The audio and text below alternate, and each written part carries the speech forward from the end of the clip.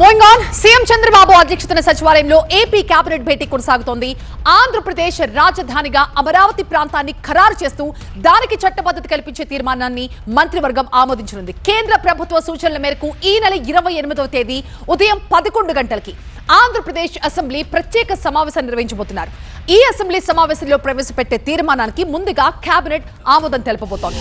రాష్ట్రాభివృద్ధి, అమరావతి నిర్మాణ పనులు, R5 zone రద్దు, పారిశ్రామిక పెట్టుబడులపై చర్చించబోతోంది కేబినెట్ అజెండా ముగిసిన తర్వాత రాష్ట్రంలో వివిధ రంగాలపై జరుగుతున్న యుద్ధ ప్రభావం గురించి శాఖల వారీగా సమీక్ష నిర్వహించబోతున్నారు.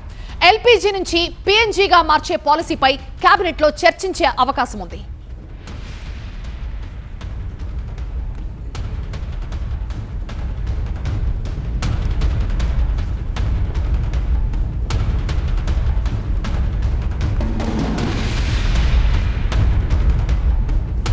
సో కీలక భేటీకి సంబంధించి మా అసోసియేట్ ఎడిటర్ ఈశ్వర్ ప్రస్తుతం మనకి లైవ్ లో జాయిన్ అవుతున్న మరింత సమాచారంతో. ఈశ్వర్, ఎగ్జాక్ట్లీ రాష్ట్ర రాజధానికి సంబంధించిన చాలా కీలకమైన నిర్ణయంపై ఈరోజు ప్రత్యేకంగా ఏపీ కేబినెట్ చర్చించబోతుంది. చాలా అకస్మాత్తుగా ఈ పరిణామం చోటు చేసుకుంది. అందుకనే అకస్మాత్తుగానే ఈ నెల 28న అసెంబ్లీని కూడా సమావేశపరచబోతున్నారు. ప్రధానంగా ఆంధ్రప్రదేశ్కి 2014 తర్వాత ఉమ్మడి రాజధానిగా 2024 జూన్ 2 వరకు హైదరాబాద్ ఉండింది. ఆ తర్వాత ఇప్పటి వరకు హైదరాబాద్ ప్లేస్లో ఆంధ్రప్రదేశ్ రాజధానిని మెన్షన్ చేయాల్సిన అవసరం ఉంటుంది. రాష్ట్ర విభజన చట్టంలో ఆ మేరకు మార్పులు జరగాల్సిన అవసరం ఉంటుంది.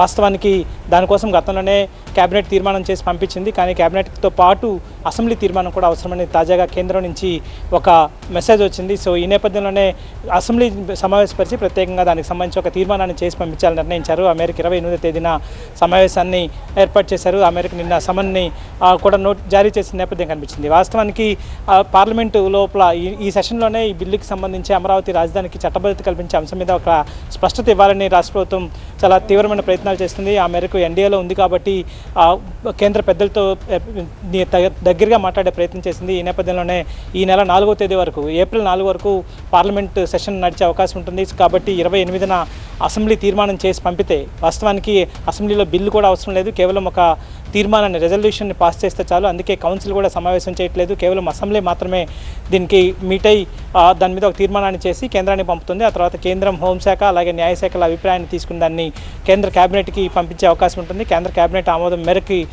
పార్లమెంట్లో దాన్ని జస్ట్ విభజన చట్టాన్ని సవరణ చేయాల్సిన అవసరం ఉంటుంది. విభజన చట్టంలో ప్రస్తుతం ఉమ్మడి రాజధానిగా హైదరాబాద్ టైం అయిపోయింది కాబట్టి ఆ ప్లేస్లో రాజధానిగా అమరావతిని గుర్తిస్తూ ఒక మెన్షన్ మాత్రమే చేయాల్సిన అవసరం ఉంటుంది. వాస్తవానికి రాజధానికి సంబంధించి పార్లమెంట్లో బిల్లు అవసరం లేదు. కానీ ఇక్కడ విభజన చట్టంలో ఉమ్మడి రాజధానిగా హైదరాబాద్ అని మెన్షన్ చేశారు కాబట్టి దాని స్థానంలో నూతన రాజధానిని మెన్షన్ చేయాల్సిన అవసరం ఉంటుంది. కాబట్టి ఆ మేరకే ఈ ప్రయత్నాలు చేస్తున్నారు. దానికి తోడు ఆంధ్రప్రదేశ్లో ఎవరైతే రాజధానికి సంబంధించిన రైతులు సచివాలయం దగ్గరలో అంటే అక్కడ జరుగుతున్న ఈ వరుస అగ్ని ప్రమాదాలు, కోట్లలో నష్టం ఏంటి, దీని గురించి కూడా ఒక సిట్ ఏర్పాటు చేసినట్టుగా తెలుస్తోంది. అంటే చాలా సీరియస్ గా తీసుకున్నట్టు అనిపిస్తోంది ప్రభుత్వం.